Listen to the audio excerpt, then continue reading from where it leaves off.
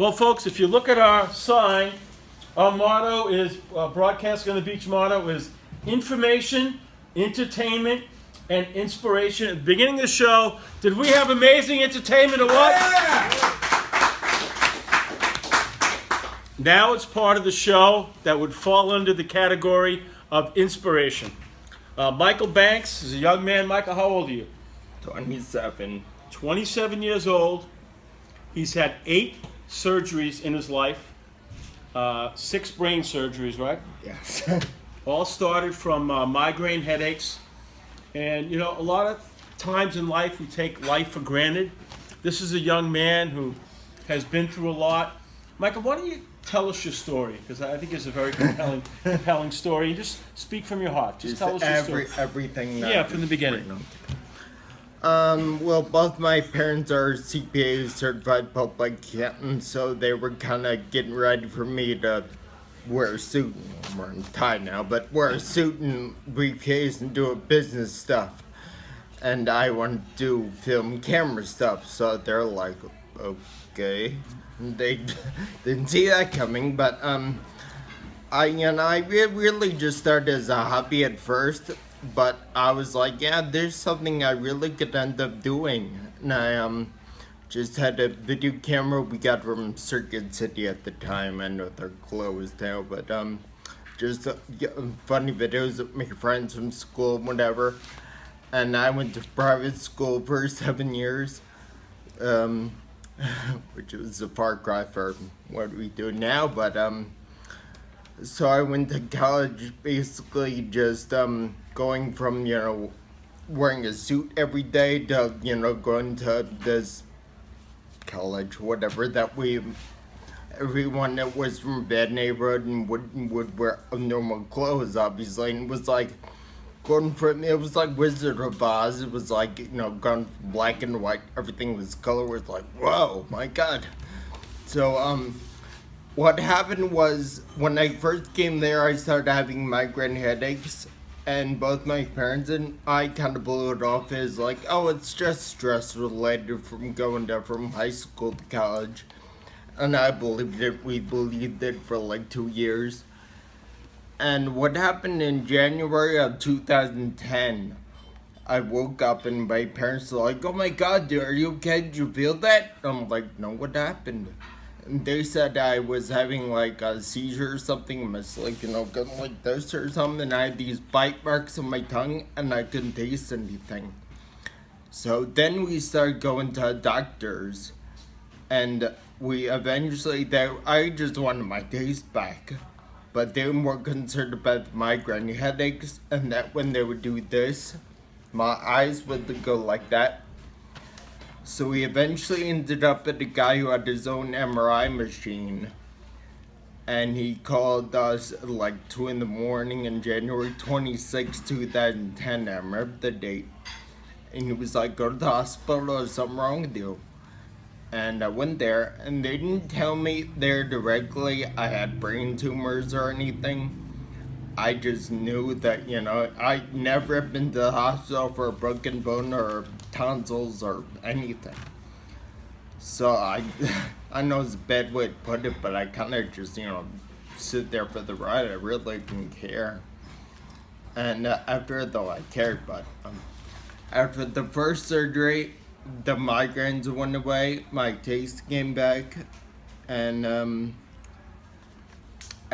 later on I started having like MRIs there every day or so, and I ended up walking and stuff, and they had me in a wheelchair. They didn't know if I was gonna be a vegetable or whatever. So a few weeks in there, we're gonna get ready to move me to the less traumatic area upstairs. And all the doctors came into ICU one day, and I was like, all right, let's get this going. But they're like, yeah, but, I could tell something was wrong. They're like, after the MRIs we got from you, we found out there's a second tumor in your brain, right here. So, the way they were saying it, I knew they were doctors, they were professionals. when they were saying it, it was like, we'll do what we can, but no, it's always a bad time when they say but well, you probably won't make it out of here alive. They didn't say that, but I knew.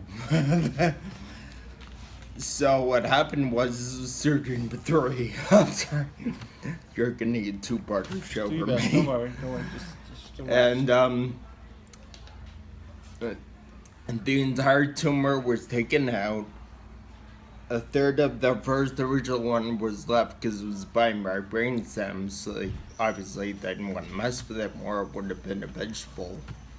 And I had a 4th surgery updating the tube I have going from my brain down my stomach. So that way I'm not making this up. And ever since then I've been back, they've been just taking out little parts of it here and there.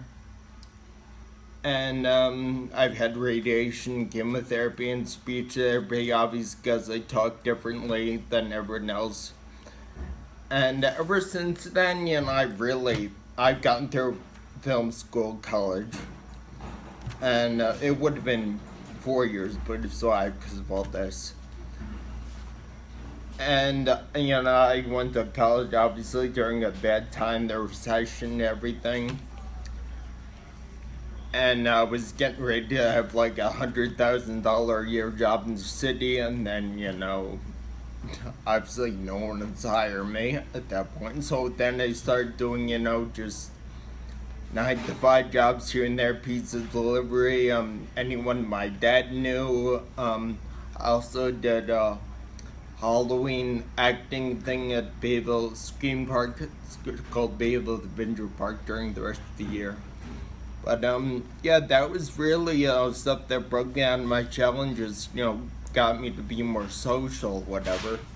And I started going to shows, concerts, and my first concert was seeing the Misfits at the Crazy Donkey in 2010. And how'd you like the kids singing today? Weren't they great?